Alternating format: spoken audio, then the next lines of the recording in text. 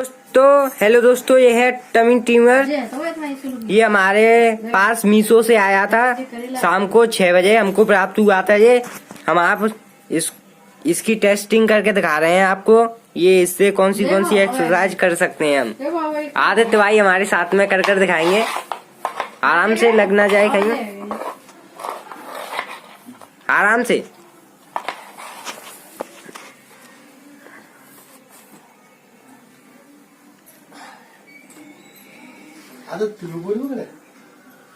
कैसी चीज लगी है आदित्य भाई आपको? ये अच्छी चीज है। 170 रुपए में बहुत बढ़िया चीज है ये। हाँ, आप भी लेना। ठीक है, मीशो से बहुत बढ़िया चीज प्राप्त हुई है। इसका मतलब टमी ट्रिमर है ये, 170 रुपए में प्राप्त हुआ है। यस। ओके सर, तो आपको ये कैसा लग रहा है? गुड।